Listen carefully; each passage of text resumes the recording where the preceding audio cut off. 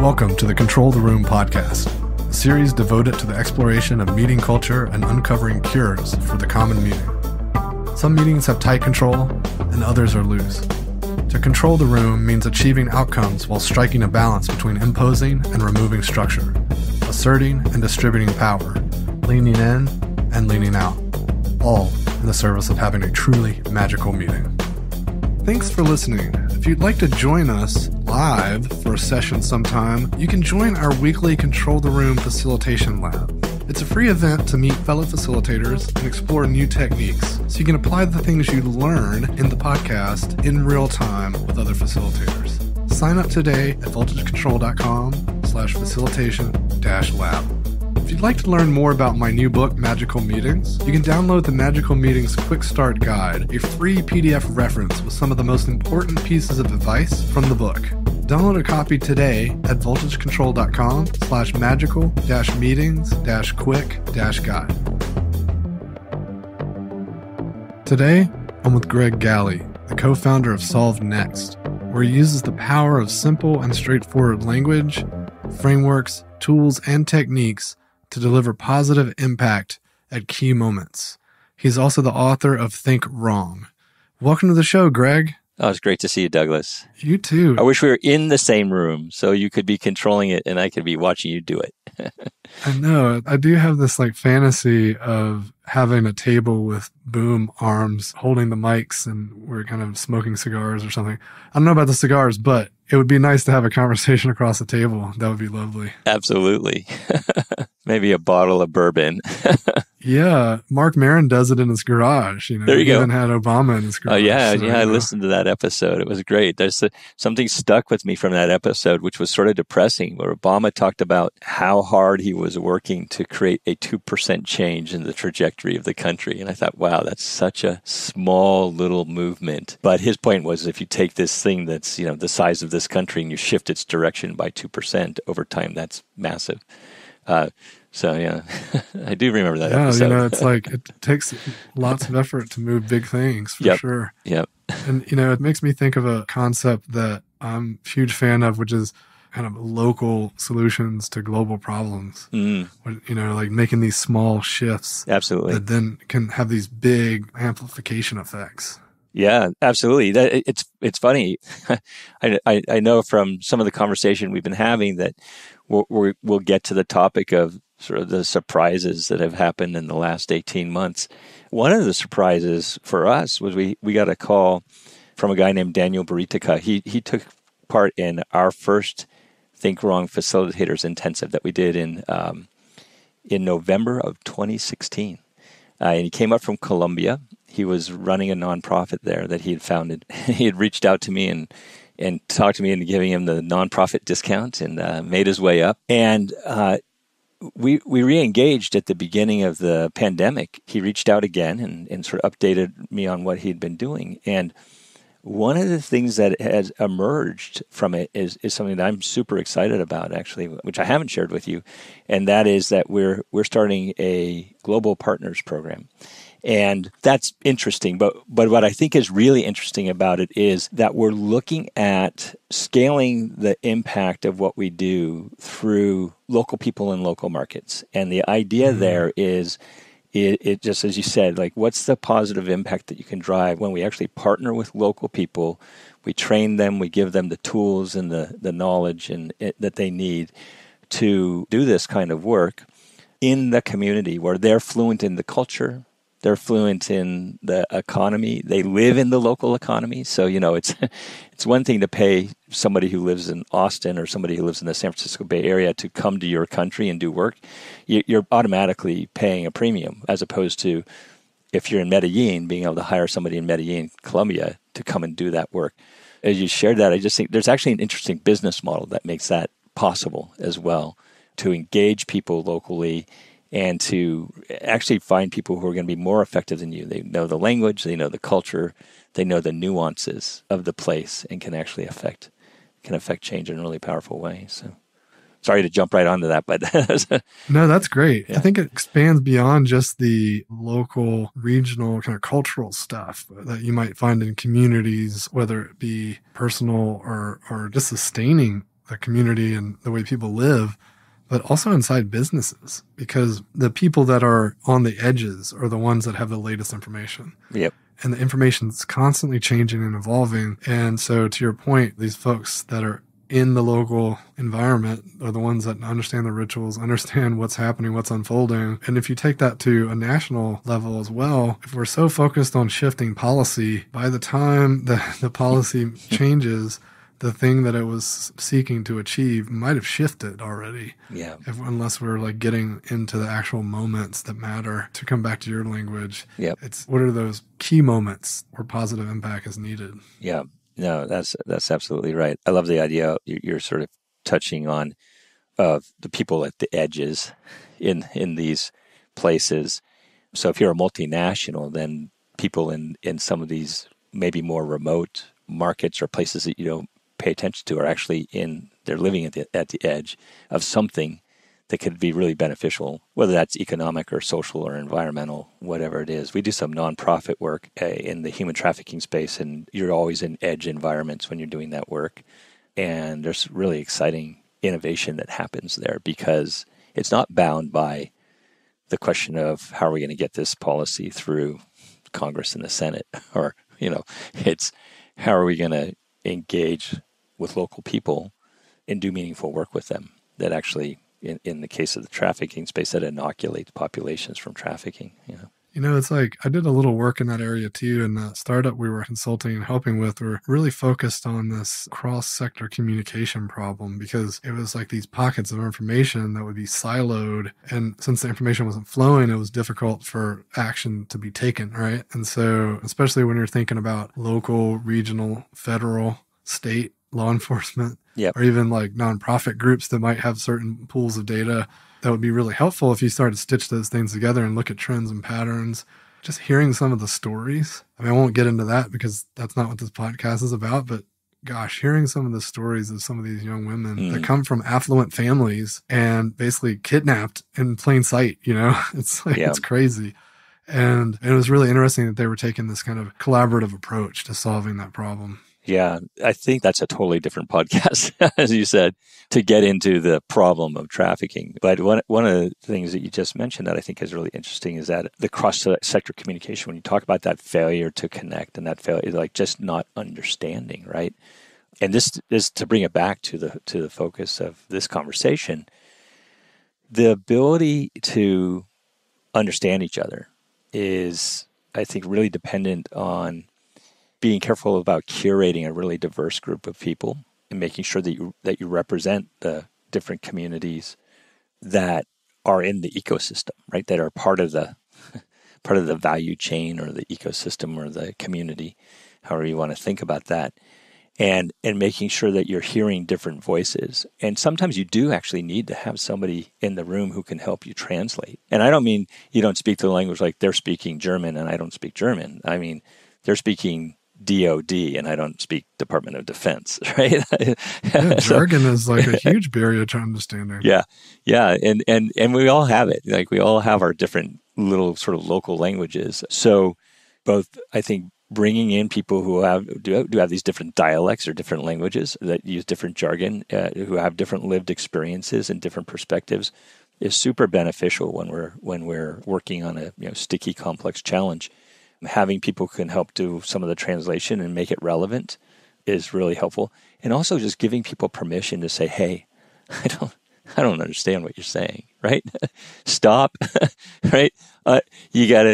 We say, today, one of the jokes when we're working with military people is we say, today's going to be an AFD. And they're like, what do you mean an AFD? It's going to be an AFD. What do you mean? Well, acronym-free day.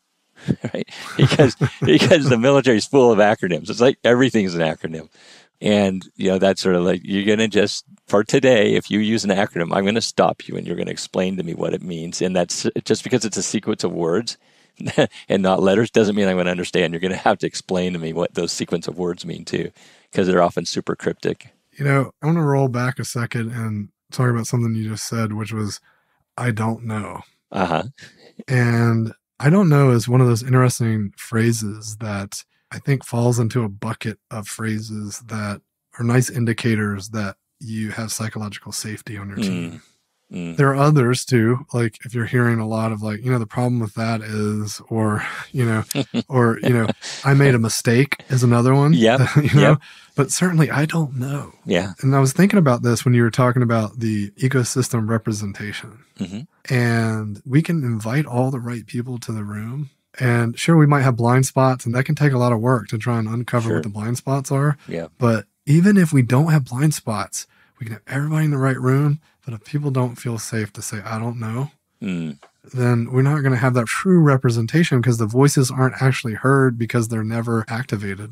Yeah, there's a couple of things we do around that. You're absolutely right. There's a couple of things that we think are really important. One is to collapse the status as quickly as you can. So even in introductions, so we'll do like warm-up introductions, which is I just want your first name and as quickly as you can. So even in introductions, so we'll do like warm-up introductions, which is I just want your first name and tell me if you were a tool, what kind of tool would you be? Or, tell me your secret talent, or tell me the weirdest job you had ever had, but describe it in 2 words.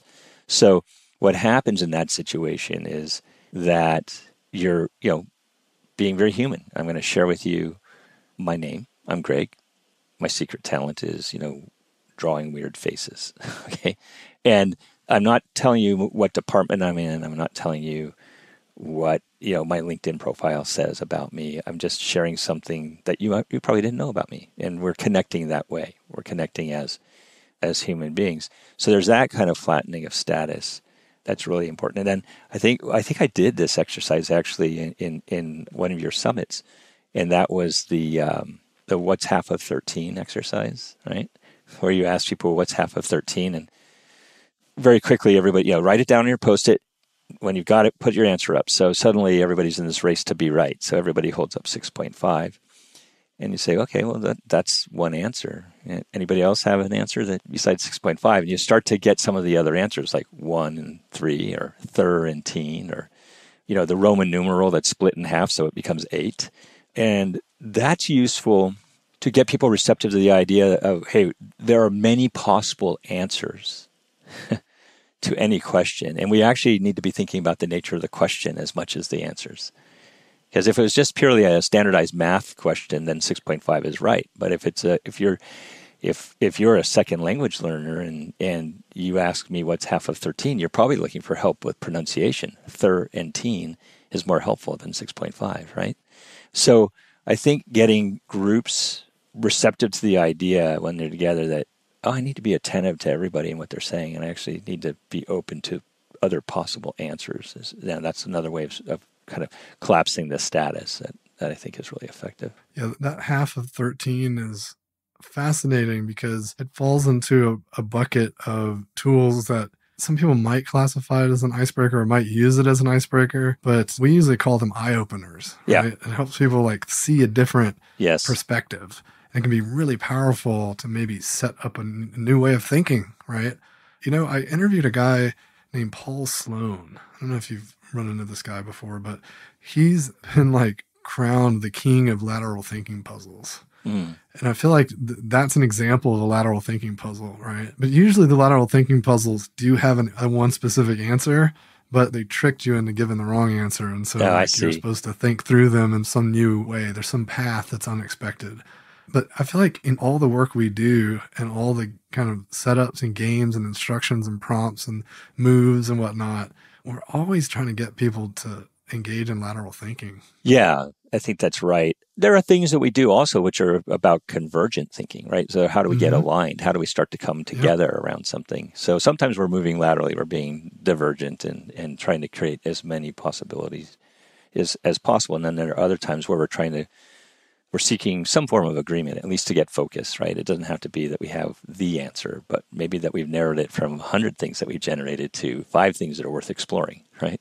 So I think there's a little bit of both of those. I really love the framing of that as eye-openers versus icebreakers. I think that's a much more powerful way of positioning what that exercise is about. And that's helpful to me. Thank you to think about some of the other things that we do that are meant to be eye-openers, right? As opposed to... Yeah, this is like a call to action for all the facilitators listening out there, which is like, anytime you're facilitating something, and you get blank stares or people are struggling, then, write that down, because that's an opportunity for you to design something to insert before that activity that might make them understand how to behave in that way. Right. Before they do the thing, what's some kind of fun exercise they might do to have an aha moment? So I'm curious, Greg, what's another one that you have up your sleeve that's like sort of like the half of 13 that gets people kind of thinking or just being in a different way? There's a couple that we do for being in a different way. This is one that I learned from somebody who used to did a lot of facilitation at IDEO. And before she would start to facilitate, she would hold up a photograph of a roller coaster and, ask, what is this? And people say, it's a roller coaster. And she's like, you're absolutely right. It's a roller coaster. And what we're going to do today is a little bit like a roller coaster. So who in the room loves roller coasters? And you get some people putting their hands up. Who doesn't like roller coasters? You get your hands up. And that's, just like a workshop, right? Just like a meeting. Some people love them. Some people hate them, right? Some people try to avoid them. Some people seek them out. And you feel it in different ways at different times on a roller coaster. Sometimes you're excited. Sometimes you're afraid. Sometimes you're disoriented. Sometimes you're nauseous. And everybody in the room is going to feel these different things at different times. And that's okay, right? I'm just asking you to stay on the ride with me. So I think that's a really nice way of letting people know we're not all going to feel the same about this experience. And we're certainly not all going to feel the same about this experience at the same time. And then this sort of ask of the group, which is be present with me and let's do this together. And at the end, let's talk about what the ride was like. So the sort of suspend disbelief. That's useful. Now, one that is always really a profound experience, and it's not that uncommon. I think almost, probably all your facilitators have used some version of another, is introducing the improv principle of yes-anding, right? And so there's nothing very exotic about it, but it's always amazing the effect it has on people. In particular, I would say in business and in the public sector and the private sector, people who aren't doing this work for a living but are participating in sessions. I've actually had older men crying because they realize that I've spent my whole career yes butting or no knowing people, right? No, you can't do that. Yes, but we can't do that. That's been done before. And so that yes and, we like to use it early on as both an eye-opener in terms of how we maybe sometimes respond to people and the impact that has and how that can really inhibit people from participating fully. And then to have them physically experience what it's like to yes but and what it's like to yes and. And then that actually establishes a rule of how we're going to engage with each other. And you'll see people, I've had people worked with them a year ago, and they come back and we still use yes and every day we use that, and it's spreading throughout our organization. So I think that's that's a simple eye opener, but it certainly is powerful for people to experience that. And there's another one. It's not so much a trick, but it has to do with where you are in a process. And I have to use a mantra of less persuasion, more generation, right? Or less conversation, more generation, which is when we're engaged in an exercise where we're trying to get a lot of ideas, whether that's ideas around a pain or a problem or ideas around a solution, and we really want to be divergent, you'll find that people are, they want to convince you that their idea is good. And it's like, we're not going to spend any time evaluating ideas right now. We just want as many as we can. So more generation, less conversation, right? Less persuasion, because you hear some people trying to convince others. And then finally, I'll give you one more. I said 2, but I think I'm giving you 4 now. We have an exercise that is called SASU, SASU, and it stands for share and shut up. And so we call it the proprietary, trademarked, patent pending feedback methodology called SASU. So when a team shares, we say you're going to share your idea, but then you can't say anything. The group is going to ask you questions. They're going to share with you what they like. They're going to do I like, I wish, I wonder. I like this about it. I wish this about it. I wonder this. They can ask you open questions. The only thing you can say in response is thank you. And that mechanism is really powerful. I'd probably put it in the eye opener for people, which is we spend so much time trying to defend our ideas that we're not able to listen. We're not even able to hear what is being shared with us in response to what we've created. So if we just change the rule of the game a little bit and we say, you just can't say anything but thank you, have somebody on your team take notes, scribe, so you capture what has been shared with you, and then you get to decide later, without those people in the room, what if that was useful to us? And then suddenly you're hearing what they're saying instead of, I always use this posture of like you're on your back foot ready to punch, right? After you've presented, okay, now tell me what you think. And I'm thinking about what's my counterpunch to what you're going to tell me, as opposed to, oh, that's interesting. I'm going to think about that later. Yeah, it's like whenever I'm doing a magical meetings talk, I always ask folks, how many people here spend a large portion of their time in meetings thinking about what they're going to say next? Like rehearsing in your head to make sure you sound smart in front of the CEO or the GM or whoever. And inevitably it's like 80+% of the room raises their hand and said, yeah, okay, I'll do that. I'm like, me too. It's like we all want to sound smart. We all want to like not kind of have word garbage come out of our mouth. And so it's really liberating when someone's facilitating you and giving you this instruction. And all you got to say is thank you. Right. It takes the weight off, right? Oh, it does. It's like teams love it. It's like, oh, that's great. I don't have to defend my idea. Yeah, exactly. You just gave them permission to not do the thing that they probably or don't even enjoy doing, but feel like they have to. They have to, right? Or someone expects them to do it. Yeah. Well, because we live in I don't know if it's unique to our culture, but we spend a lot of time figuring out how to dismantle people's ideas, right? How to poke holes in it. How to be critical thinking is to be critical. It's like, well, not always. Critical thinking sometimes is about how you combine things in new ways and create new things out of them and what's possible, not just how you deconstruct it and leave all the parts on the table and say, I've done my job. And, here we also outlaw the use of the expression, I just want to play devil's advocate. Right. Which is, and we will introduce that when we introduce the yes and, we have a drill which is called Djibouti. It's in conventional improv, it would be Remember Mexico, but Americans have a tendency to be at times to use negative stereotypes of people from Mexico. So we're like, we don't call it Remember Mexico. We call it Djibouti because Americans are bad at geography and they don't know where Djibouti is. So they don't have any stereotypes of Djibouti. Right. And so we do Djibouti. We introduce the yes and practice, but we also in the intro to this, we talk about different forms of yes, but, which is I'm guilty of this one, which is I can't tell you how many times, in particular with my wife, with poor Darcy, I catch myself starting a responding to her with no, no, no. It's like, what a jerky way what a jerk, to start a sentence with 3 no's. It's like, no, no, no. It's like, that's so like finger wagging, it's like some old grumpy man, scolding you. No, no, no. What you hear a lot in business, people are masquerading as being constructive, which is, I just want to play devil's advocate.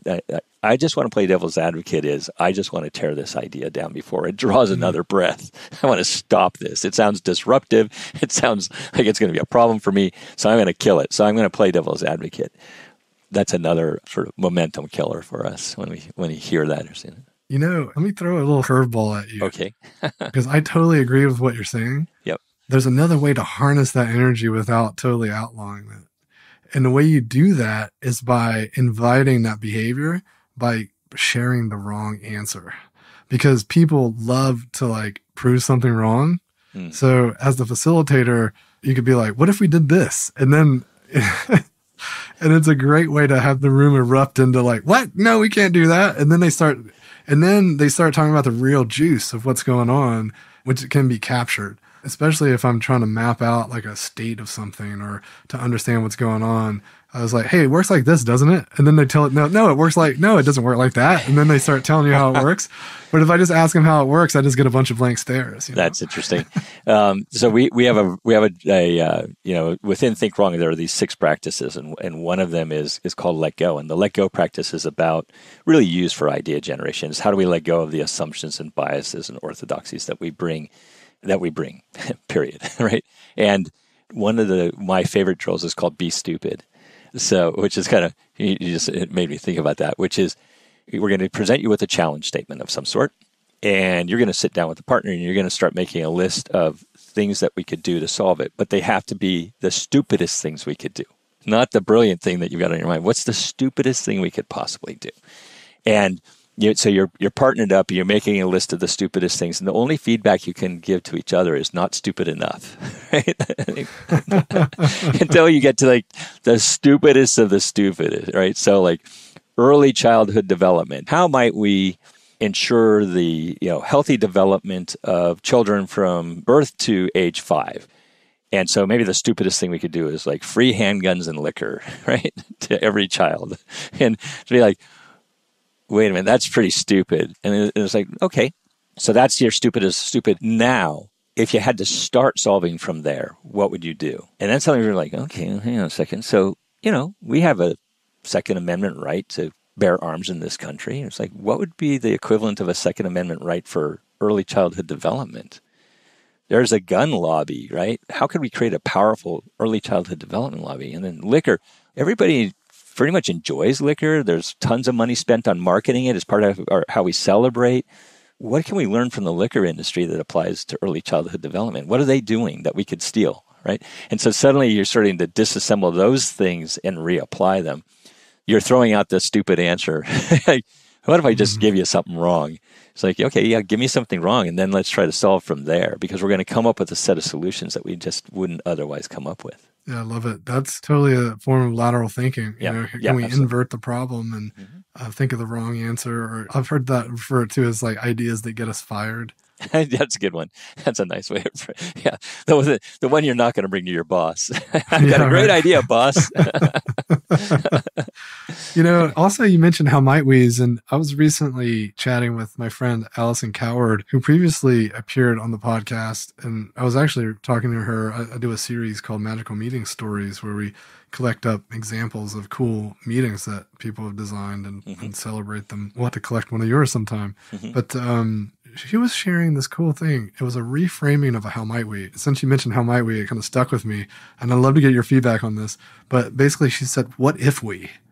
Which the minute she said that, it really struck a chord with me, because how might we kind of gets at the what and the how, right? It's like, what is our approach going to look like? What might we do to solve for it? But the what if we kind of gets at the why a little bit, which is kind of fascinating to get teams aligned on like, what's the implications of the business? Does it even make sense to do this? So it's almost like a strategic lens on a how might we. It's a version of how might we. Yeah, that's great. I agree with trying to elevate to that strategic, because the how itself feels tactical, right? It's we're down at the execution end of the problem, as opposed to the inspiration end of the problem. Why are we doing this in the first place? Yeah, I agree. And we use how might we's all the time. And when I heard that, I was like, oh, that's a cool reframing. I need to try that sometime. Yeah, let me build on it in a couple directions. One is, have you read any of Warren Berger's books? More Beautiful Question? Yes. I always pick a book every year for my holiday gift. And A More Beautiful Question was my holiday gift that I sent out to 50 or more people. It's a lovely book. Yeah, Warren's a lovely guy. And so it's not surprising that his books are lovely as well. He really is a dear person. He, in A More Beautiful Question, he introduces this basic framing for query-driven discovery, query-driven innovation. And that framework is the why, what if, and then how might we. And so he actually puts the why above the how might we, and he puts the what if above the how might we, and the why above that. And the story that he tells, if you remember in the book, is of Land and the guy who created the Land camera, where he's taking pictures with his daughter, and his daughter says, the Land camera being what became widely known as the Polaroid camera, and his daughter, says, "Daddy, show me the pictures," and he says, I can't right now. And she says, well, but why, Daddy? Why? So that why, the questioning, that sort of the 4-year-old girl questioning why, why can't I do that? So challenging the status quo with this, because the status quo is you've got to take the film out and take to the lab, and it's got to be, all this stuff has to happen.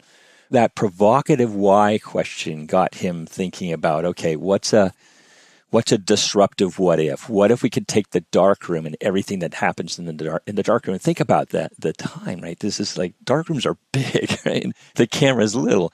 What if we could put that entire dark room in this camera? So this sort of miniaturization challenge of taking that whole thing, So there's this very disruptive what if that got, again, that's the what if is the lateral piece that you're talking about.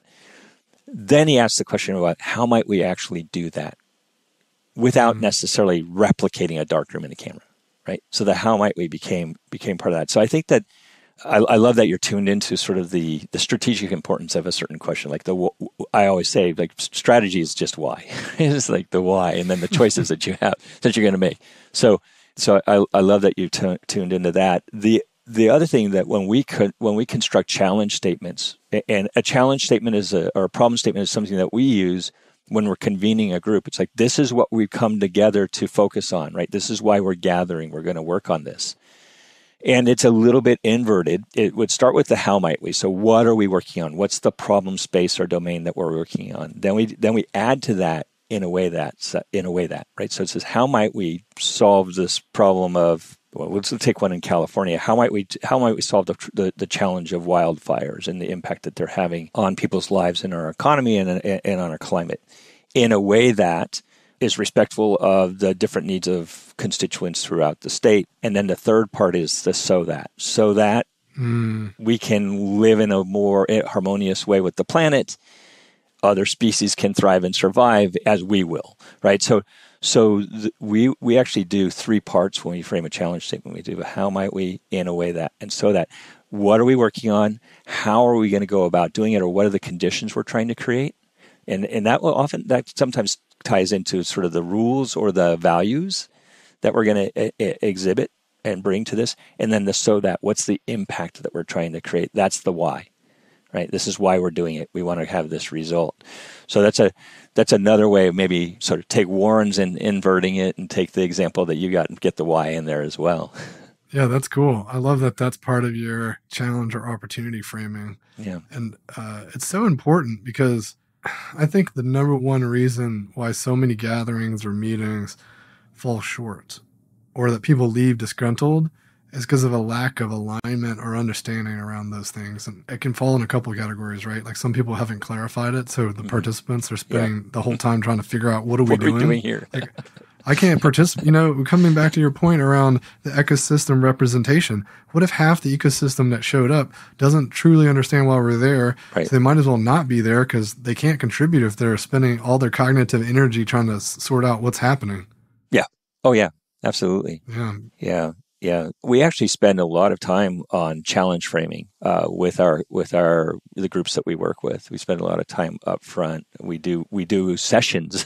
We do challenge framing sessions before we do our main sessions, right? To sort of explore those. I participate in sessions where we come up with as many as 80 potential challenges. This was in a new venturing space, or looking at developing new businesses with a multinational technology company, looking at the challenge of distributed energy, right? And so you got 80 potential challenges, and each challenge looking at the problem from the perspective of different actors, different constituents, different people who matter. And so you start to look at the problem from all these different perspectives and think about what's our entry point. It took us a while. We had a client who she very rightly said, we love the 3-day session you ran for us, but you'd really need to do a better job of establishing what the through line is.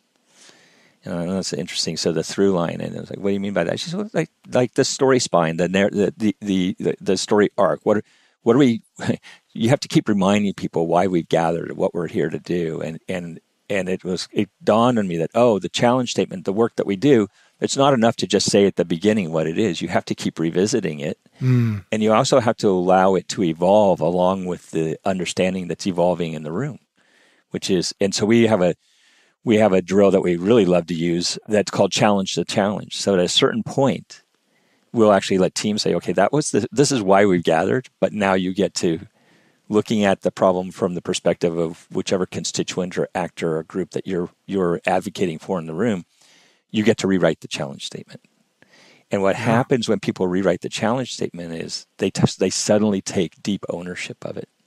And you see this moment in the room where, all right, I came in, I'm going to be helpful, I'm going to be supportive, I'm going to engage with this thing. But now it's like, oh no, now my team has written the challenge statement. So we say with authorship comes ownership. As soon as you have that moment of, we wrote the challenge, it's like, Now it's our problem, not yours, right? We're going to work on this thing with real energy now. So that can be really helpful. I love that. And I've been on a mission to eradicate the word buy-in from my lexicon. And it has a way of creeping in because it's just part of the way people speak. Yeah. And anytime I see it, I've trained the team to keep an eye out. But anytime I see it, I'm like, get rid of it, get rid of it, get rid of it. Because I think it sends the wrong metaphor. If you're saying buy-in, it assumes you've had to sell someone something. Yeah.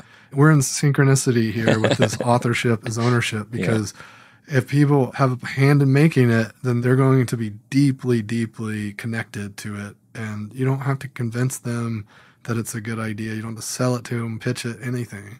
So I love that.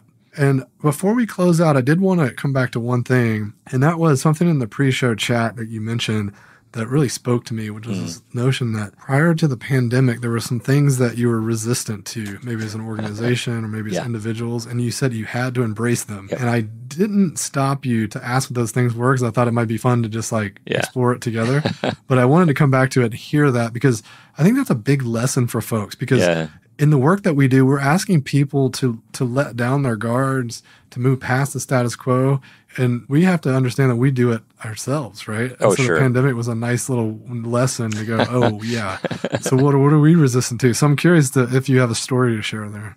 Yeah, well, I mean, it may not be that surprising, but, what happened was the pandemic made us realize that we had evolved into an event business. And what I mean by that is that we would refuse to do things online or virtually. We said, no, we got to be in the room, right? We're going to convene the group. We're going to be in a place. We're going to be in that. We're going to occupy that space together. We're going to do this work together in the room. That's absolutely the best way to do it. And there's still a part of me that feels like that. However, because we couldn't be in a room, we had to quickly pivot and say, okay, so how are we going to do this if we can't be in a room together? And, thank goodness that the pandemic came along in terms of the work we're doing in 2020 and not in 1980, right? Because the answer would have been that you just can't do it. You'd have a bad speakerphone on a table and people would be trying to do something through a speakerphone. We had all this technology to support us. So we it was with amazing speed. The whole world figured out, hey, there's a way that we can gather. It's virtual, and there are some things that are good about that, and there are some things that are difficult about it and challenging about it. A couple of the things came out of that were super. I say they were super.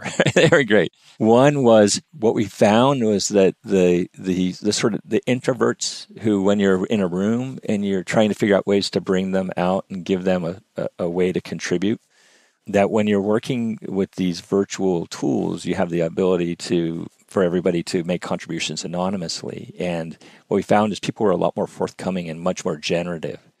So we could hear voices that we weren't hearing before. We could get input that we weren't getting before, and people were going to be more, in a way, bolder about what they put up on the board because they weren't in front of their boss doing it or in front of a peer doing it. Right? They're doing it in a way where they're anonymous. So that was great. Like, we just found wow, there's some richness here, and there's this, again, from our earlier conversation, there's this question of how do we hang on to that? And how do we, how does that manifest itself when we are in the room together again? How are we aware and cognizant of the people who process at different speeds, who process in different ways, who are introverted, who might, for one reason or another, be, physically or psychologically uncomfortable in these spaces? And how do we create a level of comfort so that we can get their contributions. We can get them fully engaged in participating. So that's a question for the future. But I found that, oh, wow, that's, now we're using these virtual tools. We're getting that. The other thing was, we would run, I mentioned, a session that we ran was over 3 days with the client. And when we do a 3-day session, these are, we call them Think Wrong Blitzes. And we start at 8:30 in the morning. We end at 6:30. We might have a group dinner one night. They're exhausting. They're really, three very long, intense days where people are just, as Mike, my English co-founder, would say, knackered. Right? they're knackered. And so are we as people facilitating it. Right? It's exhausting to do that work. so we're going from these intense 3-day sessions and say, how do you do that work? But we can't ask them to be on a Zoom or a Teams or whatever session for 3 days for 10 hours a day. That's just cruel and unusual punishment. So we started breaking them apart into smaller units, right? And so what was a blitz became a sprint over a number of days or a number of weeks. And in fact, we did what we would have done in a few days. We ended up doing with one client over 6 weeks. And what that did is it created this in-between space that we never had before, right? And that in-between space, I read a book a number of years ago called Understanding Comics. And there's this beautiful example where they show a comic strip and they show the pains of a comic strip. And you have a picture of a guy dragging himself through a desert. And in the next frame, he's like climbing a mountain in the snow. I think Scott McKenzie was the guy who did that book, wrote it and illustrated it. And in between the frame, we have no problem imagining that somehow that guy got from the desert to that snowy mountain. Like our brain fills in the story in between, right? And so suddenly we had in a sprint, in a multi-day, multi-session over a period of weeks rather than over a period of 2 or 3 days, we had time to use that time in a different way, right? We could do some synthesis. We could give some assignments and allow for some asynchronous work to be done. We could gather some things and look at them. So we could really work with the output and have a totally different cadence and a different rhythm and come out with some different outcomes that we hadn't expected before. So in that case, now as we sort of move towards whatever the future is going to be in this whatever the hybrid model will be, it will be a hybrid. We're going to end up taking advantage of this. It's like not everything will be a blitz. We'll be doing sprints. We'll be mixing some things where we're in a room together. We're doing some things virtually. We're doing some things synchronously. We're doing some things asynchronously. We're going to really take advantage of time and what you can do when you're a lot more open-minded and elastic about how you use it. People talk about going back to normal. Things aren't going to go back to the way they were. No. We may find ourselves in rooms with people again, but the way we show up in rooms with people is going to be drastically influenced by the last 2 years Absolutely. that we spent designing and thinking about, experiences being different. So I love all that. I anticipate a lot of cool stuff in the future. Yeah, I do too. I've even seen my wife as a school teacher. She teaches first and second graders or second and third graders, depending on the year. And she, had to use all this technology, and she's capable of technology, but didn't like bringing it in the classroom. She discovered a whole bunch of really great tools and ways of engaging kids. And it's like, oh yeah, I know she'll keep using those in the classroom. And you know who the most underappreciated, most overworked facilitators in the world are? Public school teachers. Of course. Yeah. Think of how tired you are after you facilitate a session for 1 day or 2 days or 3 days. They do it 5 days a week, 5 days a week. When she comes home tired, I'm like, I know why you're tired. I just do it every now and then. You do it every single day, Yeah, no doubt. And they do it with children who, probably... Well, okay, fair enough. Hang on a second there because children are more compliant than adults. Awesome. Well, we're certainly running up on time here, so I want to make sure to give you a moment to leave our listeners with a final thought. Okay. Well, I would say let's not waste the last 18 months. Let's use it as a way of. I hope everybody had an opportunity to reflect on sort of why they do what they do, why they show up. I always talk to groups about, the most finite resource that we have is as our own time. It's the number, each of us has a finite number of breaths that we're going to draw while we walk this planet. And so I'm seeing people who are saying, oh, look, I've used this time to reevaluate what I'm doing and why I'm doing it. And I think as facilitators, we have the opportunity to sort of unlock the passion and human ingenuity that people have and direct it in a way that's going to really create positive change. And that could be positive change in an organization. That could be positive change in a community or an economy or, in society. So, I've certainly used it to sort of reevaluate and think about where am I spending that scarce, precious resource. And I just, I encourage the facilitators we call them instigators, where I come from. We're a weird tribe doing important work.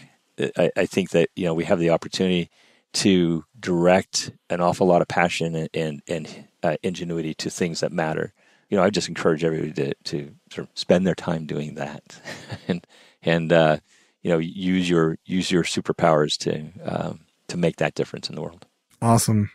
Greg, it's been a pleasure chatting with you today. I hope we get to do it again soon. Yeah, I hope so too, virtually or otherwise. And thanks for continuing to put out such great content. I always look forward to getting the newsletter. I look forward to, reading the stories and seeing the thoughts that you're sharing and, listening to the podcast. And so thanks for doing that. We're all, I think, hungry for great content. There's a lot of content out there. There's not a lot of great content. So I really appreciate all the work you do to put good stuff there. Thanks, Greg. That means a lot. And we couldn't make great content without contributions from folks like you. So thanks again for joining the show. It was a real pleasure chatting.